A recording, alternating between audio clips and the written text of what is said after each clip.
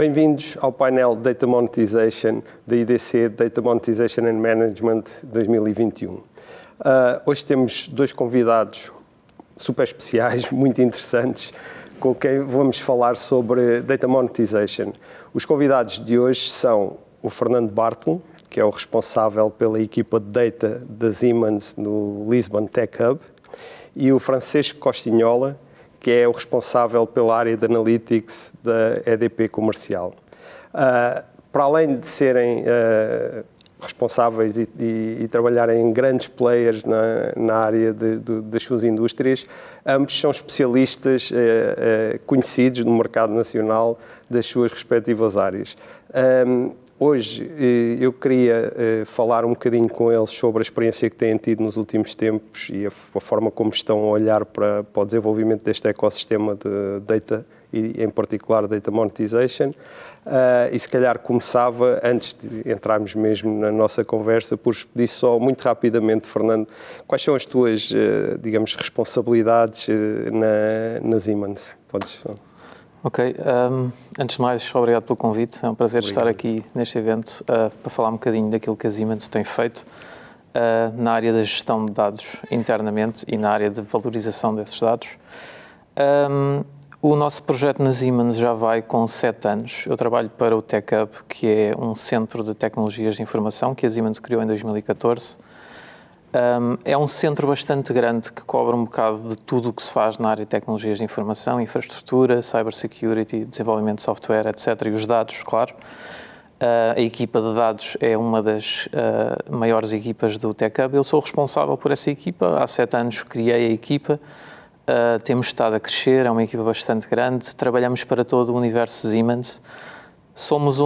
Eu costumo dizer que somos um hub de consultoria internamente, porque trabalhamos com todos os verticais e com praticamente todas as funções de suporte.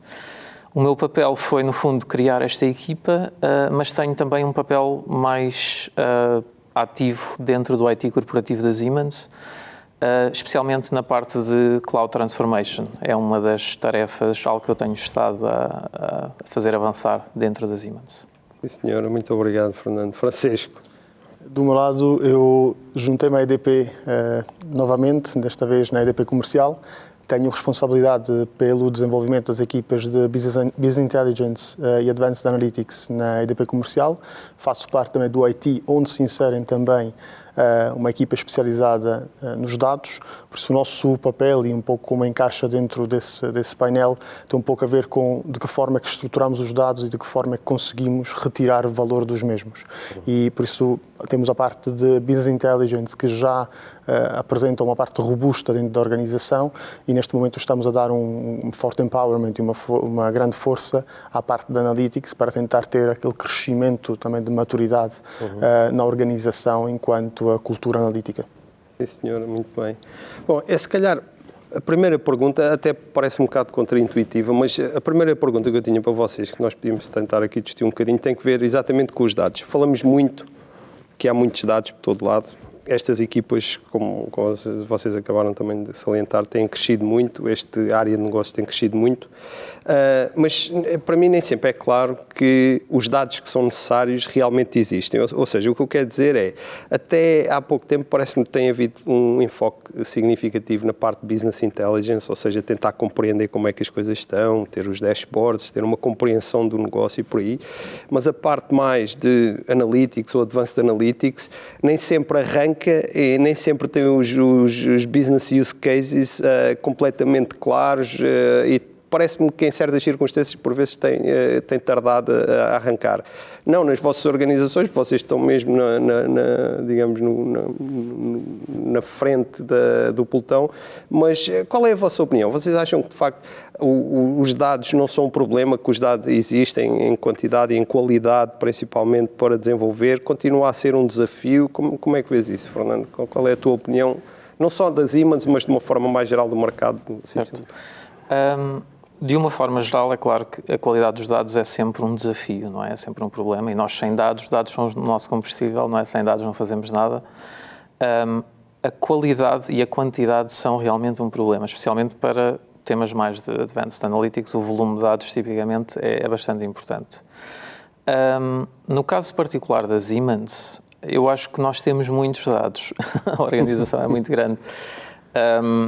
Eu diria que temos outro tipo de problemas. Um problema, por exemplo, que temos tem a ver com termos um landscape muito heterogéneo. Um exemplo, uma aplicação típica da área de finance dentro da Siemens tem informação vinda de 40 sistemas SAP. Existe um trabalho muito grande de harmonização e de modelação destes dados para conseguirmos utilizar estes dados na construção do modelo, por exemplo. Acaba por ser bastante desafiante. Estamos a falar de dados que foram inseridos em sistemas por pessoas de todos os cantos do mundo, não é? Pessoas que trabalham de maneira diferente, umas pessoas que são mais cuidadosas, outras são menos cuidadosas. Portanto, para nós a harmonização de dados é um desafio grande devido à escala da Siemens, não é? Que está presente em quase todos os países do mundo. Isso eu diria que é um dos desafios. Mas não só. Eu acho que há aqui um desafio também grande, mais relacionado com as skills, e quando eu quero dizer skills, não estou a falar só das pessoas que trabalham nesta área, não é? Dos tecnologistas, dos data scientists, dos data engineers.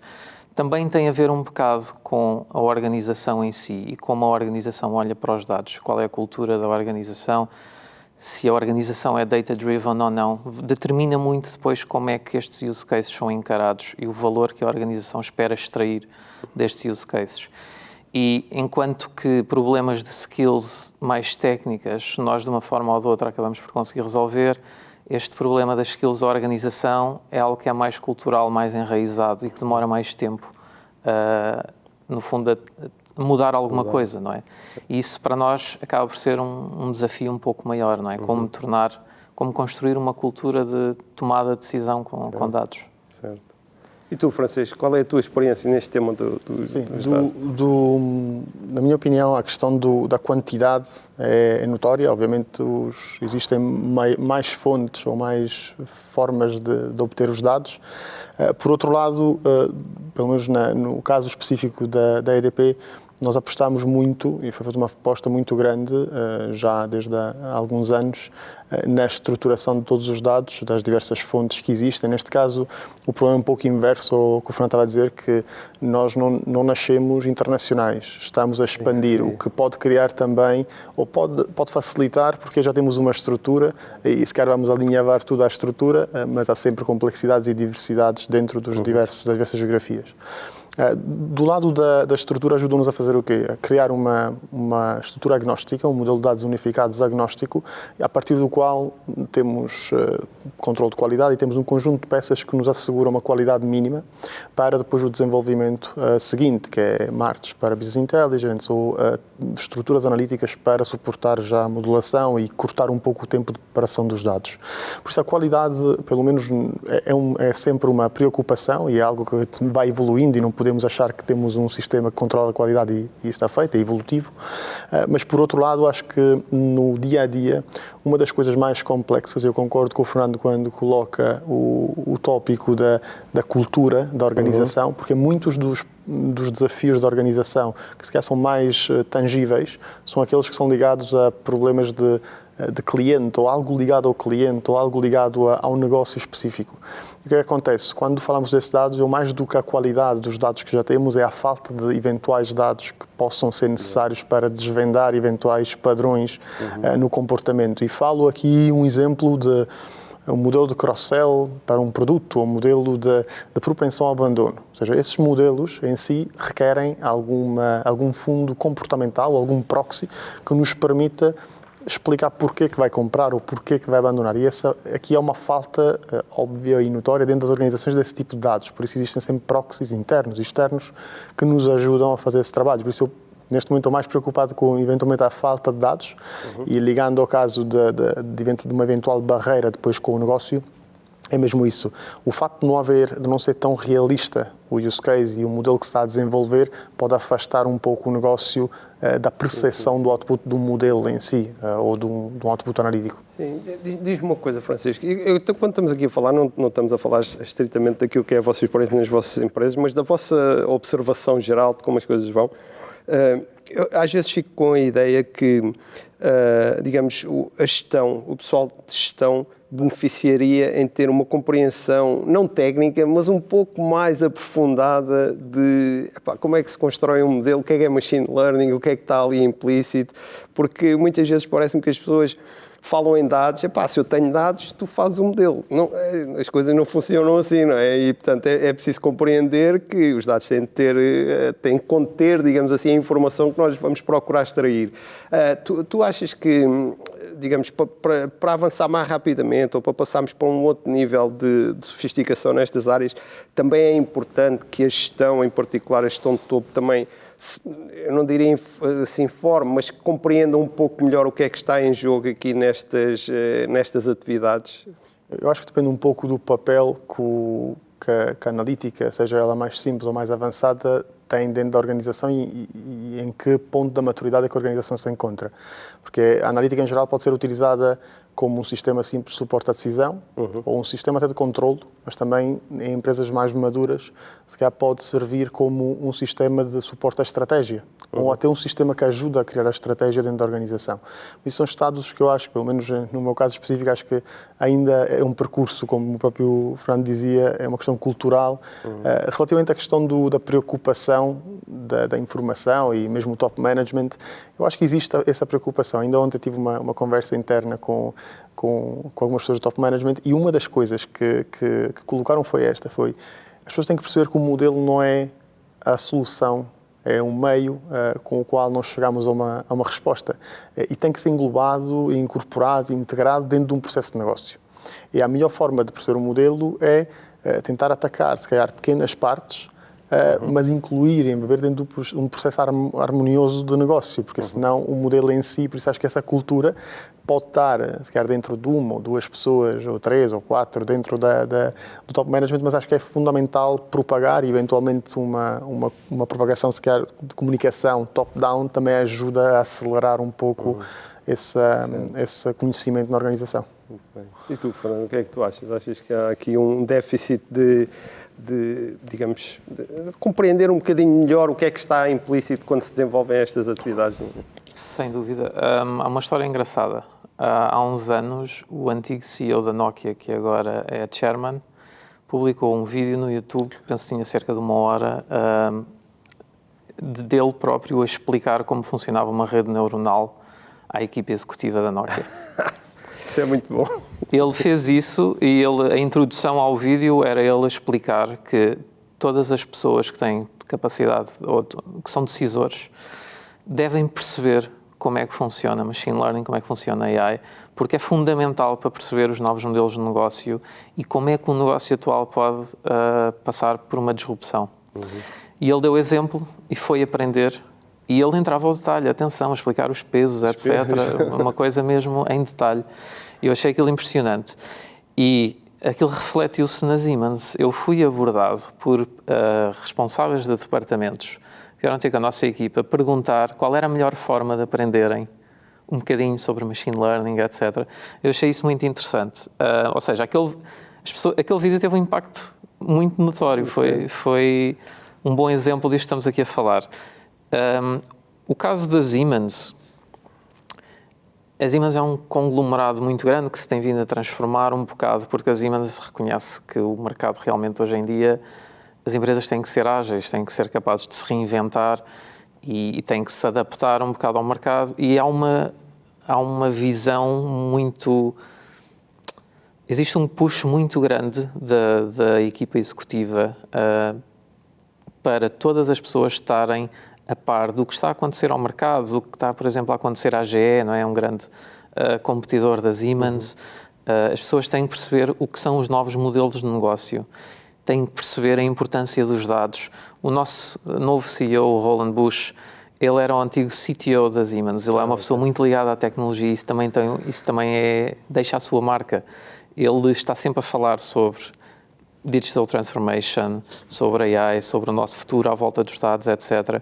Isso tem feito com que a equipa executiva da Siemens tenha um awareness muito grande para isto e tenha havido muitas iniciativas internamente de training e as pessoas estão realmente a tentar perceber mais do que os chavões, não é? Do que aquelas palavras que se lançam e isso tem afetado um bocado, não é afetado, mas tem tido um impacto positivo na Siemens. E nós temos até iniciativas, por exemplo, agora temos um programa dentro do IT que se chama Intelligent Enterprise, cujo objetivo é explorar onde é que podemos implementar mais use cases da AI dentro da empresa, que é algo que nós já fazíamos, mas agora tem um nome e tem uma estrutura por trás que torna a iniciativa mais abrangente. Temos um programa que se chama AI Attack, que quer formar 5.000 pessoas por ano em AI Basics, pessoas que não são da área da tecnologia.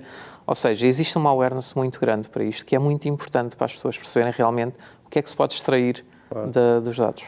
Pois, porque eu imagino, isto é a minha perspectiva, eu sou académico, não é? Portanto tenho a grande vantagem de nunca ter que fazer nada, mas eu tenho a ideia que para construir um business case, para desenvolver um produto informacional, digamos assim, ter um parceiro do lado do negócio, que é uma pessoa informada, que compreende os limites e quais são os ingredientes que são necessários para esta sopa, também simplifica muito a vida a quem está a desenvolver e é capaz de ajudar de forma muito mais assertiva o business owner, não é?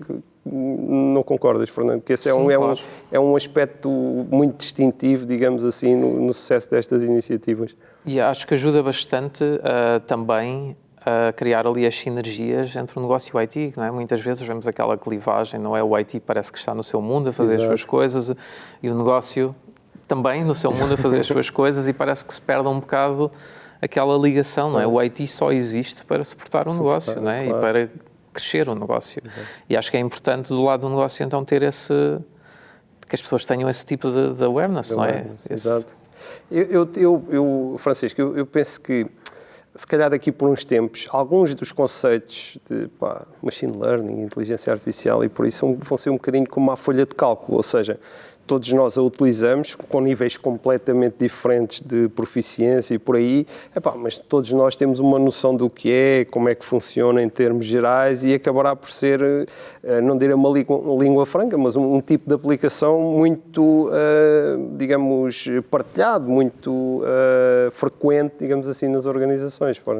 Sim, nós, pelo menos, olhando um bocado para o que o Fernando estava a dizer, e acho que por acaso é engraçado que eu estou a ver o nosso percurso daqui a uns anos, se calhar, mas do ponto de vista mesmo da formação, acho que é fundamental e nós estamos, por acaso agora começamos a rever a formação dentro da Universidade EDP, temos um polo da Escola Comercial específico, onde estamos a rever um currículo mesmo de Analytics, que começa nos dados, passa pelo BI e acaba no Advanced Analytics, e a ideia é mesmo essa, é tentar fazer com que as pessoas tenham esse conhecimento. E acho que outra parte que ajuda bastante é a estrutura que se quer dar às áreas que são de alguma forma transversais e têm clientes internos, como o IT, como a nossa área, que também acaba por ser uma espécie de hub dentro da comercial. E, na verdade, há vários modelos depois de organização e de governance dentro das estruturas das empresas. E existe um modelo completamente centralizado, descentralizado, distribuído, e há modelos híbridos. Nós escolhemos, por opção e também pela estrutura e pelo conhecimento também que já está bastante propagado pontualmente em algumas áreas de negócio, conhecimento analítico, decidimos abordar um modelo mais federado, onde, na verdade, um hub acaba por ser um centralizador de boas práticas, um dinamizador, uma ajuda quando é preciso desenvolver, deixando também liberdade às pessoas das áreas de desenvolver as suas coisas. Por isso, como dizia, é fácil, quando o conhecimento já existe, também haver iniciativa e arranque e permite também agilidade. Ou seja, eu amanhã posso não ter que ser sempre eu o catalisador dentro da organização de atividade analítica, mas é o próprio negócio que tem o problema e sente e tem noção de como é que isso se pode resolver, de agilizar testes pilotos e depois operacionalizá-los dentro do nosso core, ou seja, dentro da nossa ajuda que podemos dar. E como dizem, há levels para isto, não é? Há coisas que o próprio negócio pode começar a autonomizar-se e a fazer sozinho e a começar a dar os primeiros passos também nessas atividades, com o apoio do pessoal especialista, digamos assim, mas também começar a desenvolver essas aplicações, não é? A área onde eu estou, tenho a sorte de estar com uma equipa que teve sempre muita preocupação com o cliente interno, por isso eles têm imenso conhecimento do negócio e facilita muito a conversa. Ou seja, é mesmo, acho que uma das grandes razões do desenho que fizemos daqui para a frente é mesmo o facto de usarmos o BI onde temos essas pessoas com um grande conhecimento de negócio como alavanca e como ponto de partida para esse caminho de maturidade analítica. Por isso, essas pessoas vieram do negócio?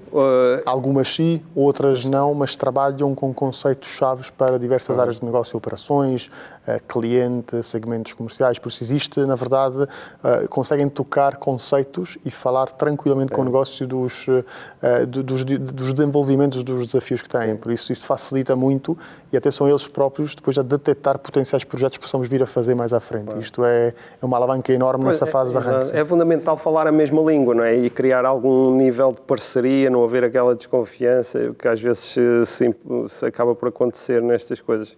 Olha, Francisco, tu estás numa empresa, que é uma das maiores empresas portuguesas, que eu antevejo daqui por uns anos terá muito mais dados do que aqueles que têm neste momento. Sem ser na experiência específica da EDP, mas o que é que tu achas que vai ser a evolução nesta área da monetização? Nós há pouco estávamos a falar que há a monetização interna e externa, e até agora temos estado a falar da monetização interna, ou seja, de utilizar os dados para aumentar a eficiência do negócio, para libertar mais margem, criar mais valor, no fundo. Mas depois há o outro tema da monetização externa, ou seja, o que é que estes dados que eu tenho, como é que eu posso transformar isto numa outra fonte de rendimento, como é que eu posso monetizar, ganhar dinheiro com estes dados. Como é que tu vês esta área, em particular nas utilities, que eu imagino que é agora aquela que também te interessa mais, como é que tu vês os próximos anos nesta área? Eu acho que quando falamos de Data Monetization, a parte, digamos, que acho que acrescenta muito valor ao Data Monetization em si, é o facto de, se calhar, desmaterializar um bocado a indústria.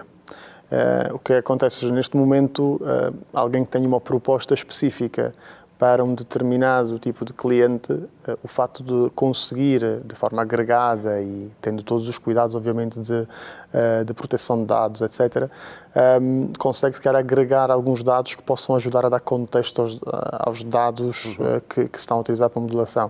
Por isso, acho que a questão se calhar, a beleza da monetização em geral nem tem a ver com monetizar, se calhar, com ter um retorno ao disponibilizar dados, mas também ao conseguir enriquecer os dados da falta que eu estava a referir anteriormente. Sobre o tipo de...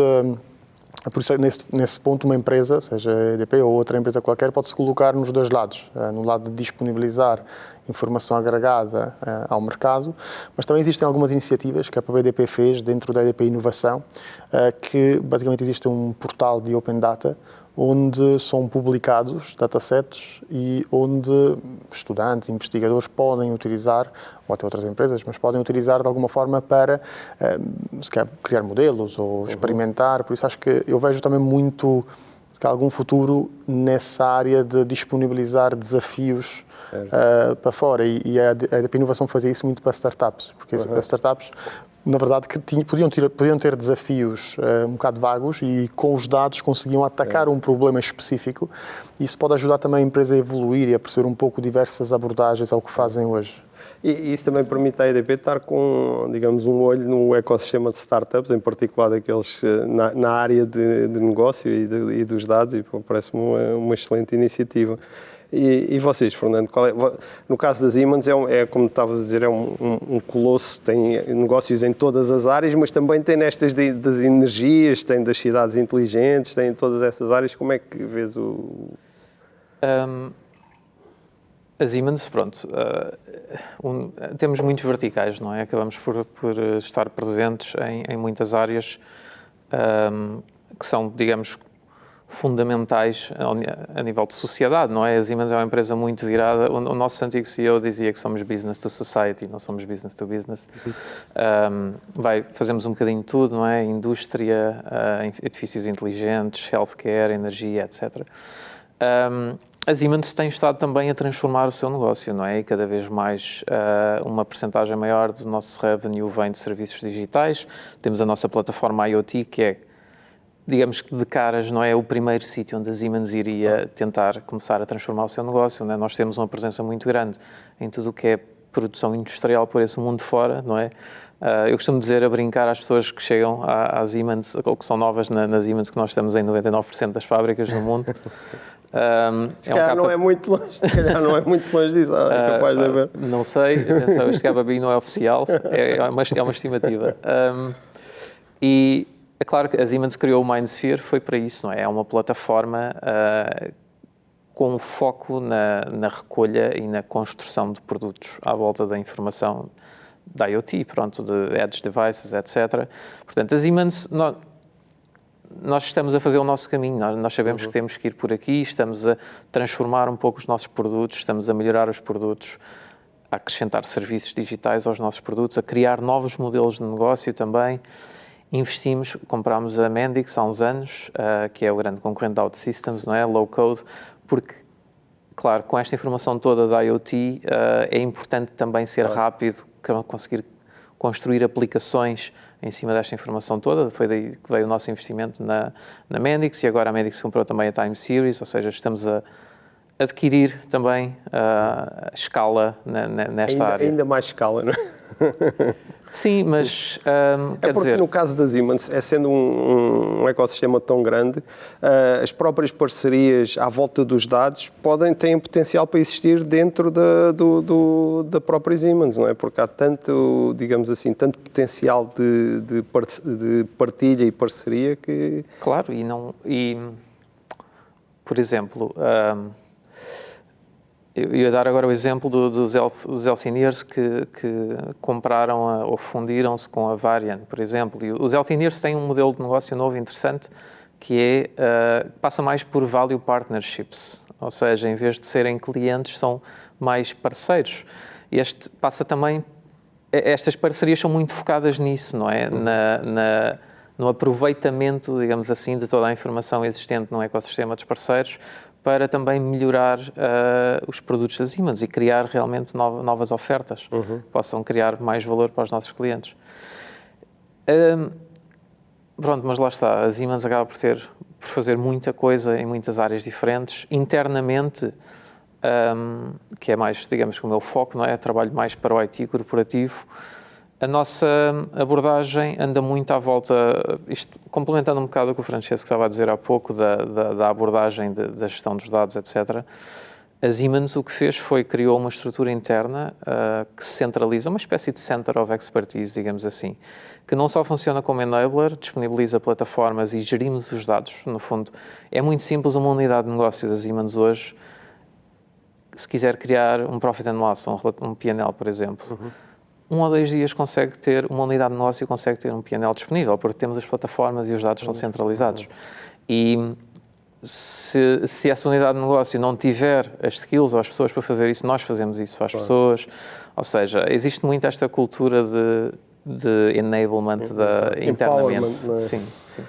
Vocês estão os dois um bocado na mesma situação, são responsáveis por digamos, por esta tarefa, por esta função de Data e Analytics, e no fim do dia, os dois, parece-me a mim, o vosso, digamos, um dos grandes objetivos não é só construir as aplicações e rentabilizar os dados, mas é também fazer o empowerment dos utilizadores, não é? Para garantir que eles podem e têm condições também para, digamos, desenvolver as suas atividades e ter digamos, incorporar os dados de forma mais intensiva nas suas atividades diárias. Olha, tem-se falado muito, em particular agora com a pandemia e por aí, da questão do trabalho remoto, mas também da carência que existe, que tu já abordaste há pouco, por alto, de perfis nesta área. O que eu penso, e agora essa é mais uma provocação, é que depois agora da pandemia vai ser ainda mais difícil conseguir arranjar talento, entre aspas, português ou em Portugal para trabalhar nestas áreas, porque se calhar muitos vão começar a ser aliciados por empresas estrangeiras que não requerem que eles se relocalizem, podem trabalhar cá em Lisboa, mas provavelmente com salários alemães ou ingleses ou americanos, uma coisa assim. Como é que tu vês aqui o nosso ambiente, digamos assim, em termos, por um lado, dos skills e da quantidade de pessoas com os skills necessários, e depois também o impacto aqui do trabalho remoto, que eu acho que vai se intensificar de maneira grande? O impacto já cá está, nós já estamos a ver isso. O mercado, ou seja, nesta área, o mercado não é assim tão grande quanto isso em Portugal. E já começamos a ver isso a acontecer. Já temos pessoas que estão... Eu, pessoalmente, conheço muitas pessoas que estão em Portugal a trabalhar para empresas que estão fora. Já vimos muitas empresas a anunciar que passaram a ser full remote. E, portanto, o mercado português, claro que é bastante apetecível, não é? Nós temos excelente engenharia.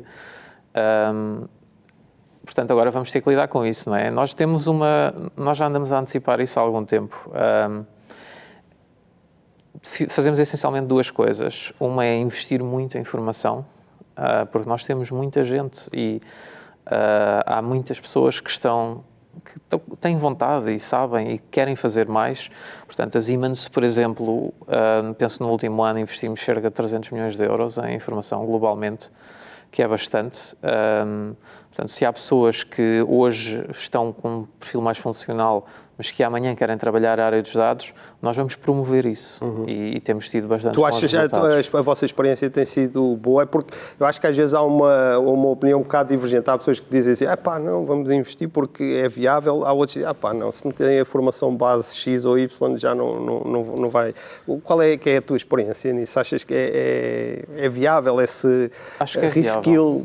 Acho que é viável até um certo ponto, sem dúvida. É claro que há trabalhos que são muito técnicos e que acaba por não ser assim tão fácil quanto isso, mas indo assim mais ao detalhe, a linguagem dos dados é SQL, não é?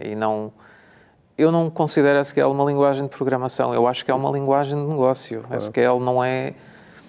Há uma história, eu há uns tempos falei com uma pessoa do departamento de dados da Cisco.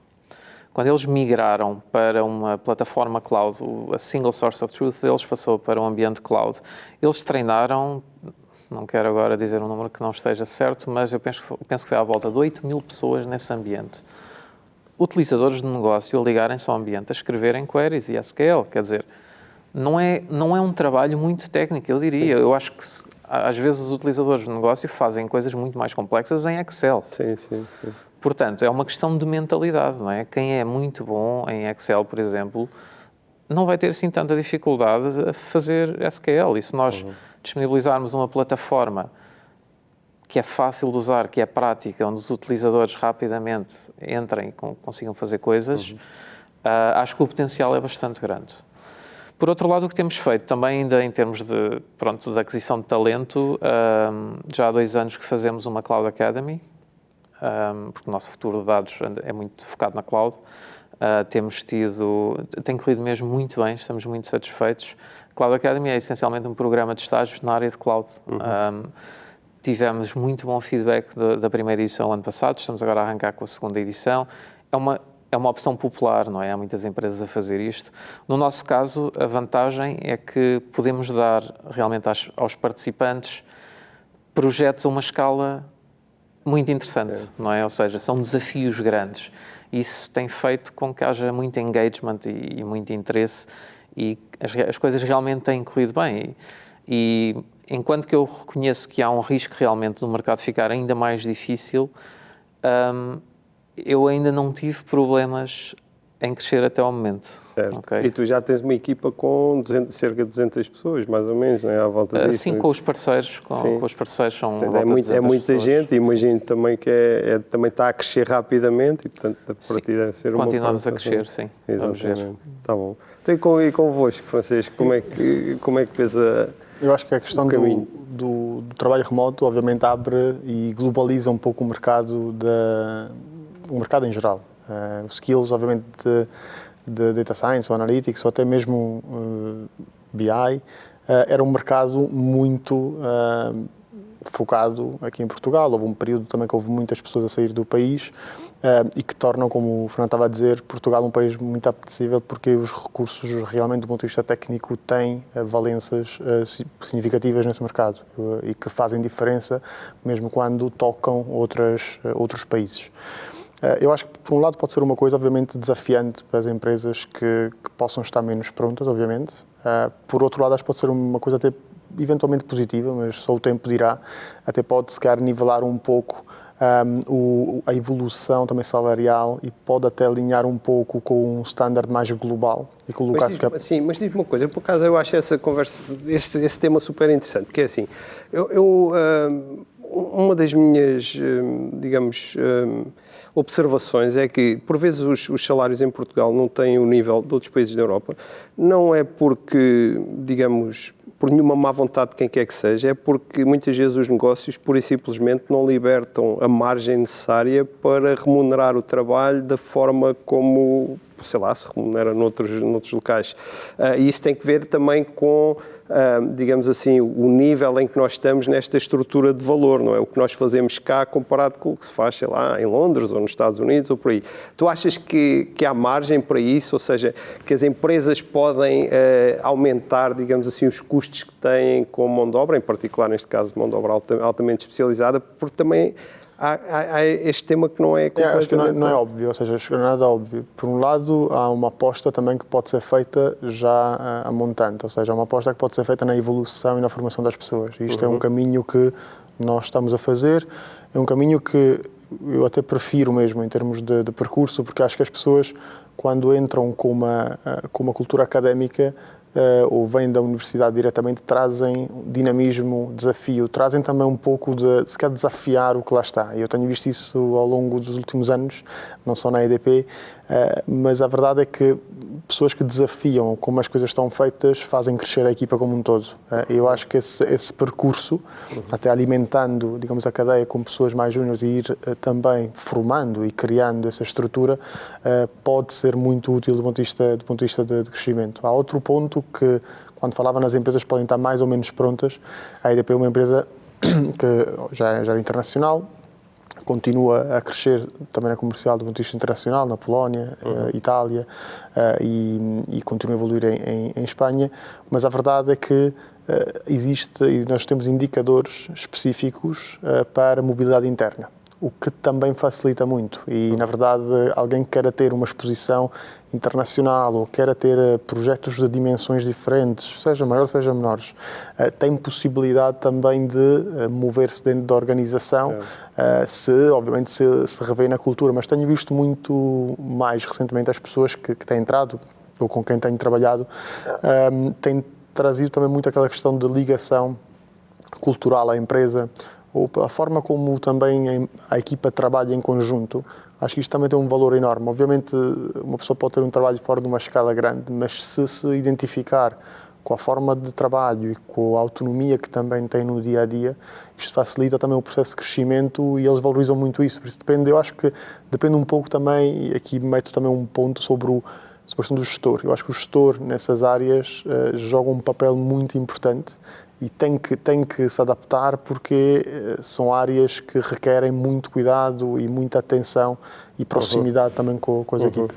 É uma coisa, vocês põem, eu penso que no caso do Fernando já existe, mas vocês veem com bons olhos ter uma parte da equipa remotamente, tipo em vários pontos do mundo, ou é uma coisa que neste momento não faz muito sentido? Porque, mais uma vez, há esta dicotomia, há empresas que estão completamente remotas, algumas delas muito grandes já anunciaram que vão permanecer assim. Há outras pessoas que dizem, não, é fundamental ter a equipa junta, poder ter, mesmo presencialmente, também as pessoas, pelo menos algumas vezes juntas. No teu caso, Francisco, como é que tu vês? Para ti seria... Eu sou muito de contato, entre aspas, sou muito de estar perto das pessoas, por isso, para mim, obviamente, faz ainda alguma diferença o facto de... E no meu caso ainda foi curioso, porque entrei na EDP recentemente e entrei em remoto. Ou seja, algumas pessoas da equipa eu não as conheço presencialmente, por isso... Estás a sentir essas dores? Estou a sentir algumas dores ao contrário, exato.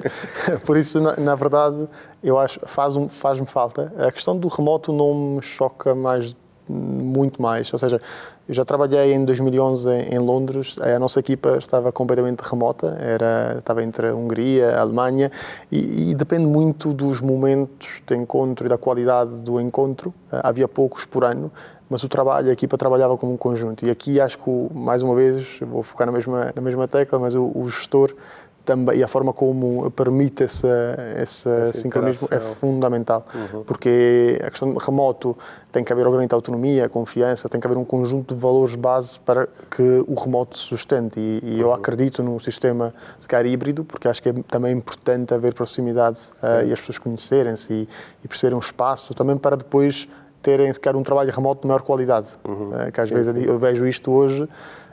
com pessoas com que eu se calhar nunca estive presencialmente, posso ter alguma dificuldade em perceber limites, perceber, conhecer a pessoa em si. Certo. Ou seja, isto às vezes pode criar algumas... Acho que o presencial tem que existir, de uma forma parcial, mas sim. Sim, senhor. E tu, Fernando, a Siemens já tem, digamos, uma história longa de ter trabalho remoto, parcialmente e por aí. Sim. Como é que tem sido numa altura em que a equipa está a crescer, tudo completamente remoto, como é que tem sido a sensação e as tuas conclusões sobre esta experiência? Está tudo a funcionar. Okay. Isso é bom. Isso é importante. Pronto, ou seja, o resultado final é positivo. Tem sido bastante difícil, não tem sido difícil de crescer, continuamos a crescer, mas acaba por ser difícil de integrar as pessoas na equipa, não é? E fazer com que as pessoas se sintam parte da equipa, quando não há aquele café, quando não há o bolo de aniversário de alguém, ou ir almoçar com os colegas de projeto, etc. Esse tipo de espírito de equipa só se constrói realmente presencialmente, não é? Mas antes da pandemia nós já fazíamos algum trabalho de casa, 2 dias por semana, dentro do Tech Hub, e portanto as pessoas já estavam um pouco habituadas a isso, não é? Ou seja, não foi nada de novo. É claro que tanto tempo sem estar com a equipa, eu tenho, todos os dias alguém me pergunta quando é que podemos voltar para o escritório. Eu ia dizer isso, porque o Tech Hub tem uma cultura muito marcada, muito específica, muito particular. Eu imagino que haja muita gente que tem muitas saudades de voltar ao campus para poder estar com os colegas e para poder viver aquela vida do... Sim, eu já prometi à equipa que os levava todos a jantar quando voltarmos também. As pessoas, nós temos um campus que está também pensado nas pessoas, não é? Ou seja, queremos que o escritório seja um sítio bastante agradável, que as pessoas se sintam bem. Acho que as pessoas sentem um bocado de falta disso, não é? De estar com os colegas, de ir beber um café ou de ir até ao jardim, até ao moinho, no campus da Siemens. E o mais difícil tem sido mesmo a integração das pessoas novas, porque acabam depois não... Eu já tive pessoas a entrar que já foram entrevistadas remotamente e que, entretanto, tiveram que sair por razões A, B ou C e que acabaram por nunca ver ninguém pessoalmente, não é? Ou seja, não é bom para a criação de uma cultura e de um espírito de equipe. Nós temos, apesar de tudo, a proximidade física faz diferença, não é? Diz-me só, é uma última coisa. Para vocês, esta parte da gestão remota, vocês têm a responsabilidade de gestão, não é? Têm de distribuir trabalho, tarefas, essas coisas. Isso exigiu de vocês alguma alteração de metodologia, alguma coisa que se viram forçados a mudar, ou que aprenderam, ou que estejam a fazer de forma diferente agora? Algumas coisas, sim. Havia muita coisa que de antes acontecia naturalmente quando eu andava pelo escritório e encontrando aqueles encontros espontâneos com as pessoas. Pronto, acaba por facilitar algumas coisas. Agora, anda tudo à volta de manter o contacto com as pessoas. O que eu tenho feito sempre, desde que a pandemia começou, por exemplo, eu ligo sempre a câmara. E isso mete alguma pressão nas pessoas também, que é uma pressão boa, acho eu, porque as pessoas veem que eu estou concentrado naquilo que estou a dizer, ou estou naquela reunião completamente focado, em vez de estar a olhar para o telefone ou para outra coisa qualquer, ou mandar e-mails. Acho que isso é importante, é um daqueles pequenos truques que ajuda bastante a aumentar o engagement. E aumentámos a frequência de alguns eventos. Por exemplo, há equipas que estão a fazer virtual coffee breaks 1 ou 2 dias por semana, outros fazem agora reuniões semanais em vez de fazerem reuniões de 3 em 3 semanas ou uma vez por mês, por exemplo. Ou seja, de uma forma geral, foram feitas pequenas alterações para aumentar o contacto e para garantir que as pessoas se sentem acompanhadas. A Siemens em si, isto agora falando um bocado fora da minha equipa, o Tech Hub tem feito algumas coisas interessantes. Mandamos para casa das pessoas, por exemplo, na Páscoa mandámos os ovos de chocolate, ou no Natal mandámos também umas pequenas lembranças, etc. Ou seja, as pessoas têm recebido algumas prendas que lhes fazem sentir que a Siemens está lá e está a ajudar. Claro, está bem. E contigo, Francisco, sentiste alguma diferença na gestão da tua equipa, da maneira como fazes as coisas? Eu quase subscrevo tudo o que o Fernando disse até agora, a questão dos virtual coffee breaks, a questão também da câmara, também faço questão e acho que é importante. Do meu caso foi um pouco diferente, porque, como estava a dizer, se calhar como algumas pessoas não me conhecem e se calhar tenho às vezes um bocado de ar de mal, Acham que prefiro formalismos a informalidade, por isso às vezes é preciso que se estivesse num escritório era mais fácil as pessoas perceberem que na verdade é muito mais fácil e por isso acho que é mesmo essa questão de conhecer as pessoas e fazer com que a relação seja natural e Pois é, tu tens o desafio adicional. O Fernando tinha uma relação anterior, próxima e presencial, e tu começaste logo com uma relação à distância, o que é mais desafiante. É uma questão de tempo, é uma questão de tempo, eu acho. Claro. As pessoas acaba por ser óbvio depois. Mas, obviamente, no início, o fato também, aquela questão dos limites, as pessoas não sabem a disponibilidade, não sabem qual é o estilo também de gestão que a pessoa faz, se é mais centralizador ou menos, ou seja, há N pontos e se nos tentamos colocar também nos sapatos dos outros, percebe-se que do outro lado pode haver essa incerteza, por isso é preciso ser muito claros na forma como as coisas são, mas é um desafio, de qualquer forma. Opa, queria agradecer-vos imenso terem aceito o convite para estar aqui hoje. Eu diverti-me imenso com a conversa. Vocês, obviamente, como eu disse ao princípio, vocês sabem muito disto, então têm não só muita experiência, como também têm muito conhecimento destas áreas. Eu gostei imenso da conversa porque muitas vezes nesta conversa nós andamos ali a pairar naquelas zonas mais estratosféricas, assim um bocado de estratégia. Eu gosto, vocês os dois são duas das pessoas com quem eu gosto muito de falar porque são muito, têm experiência prática e sabem como é que se fazem as coisas e por aí. Foi um prazer enorme, mais uma vez muito obrigado por terem vindo e pronto, ficamos aqui com o painel de Data Monetization. Espero que tenham gostado aqui da conversa e boa tarde.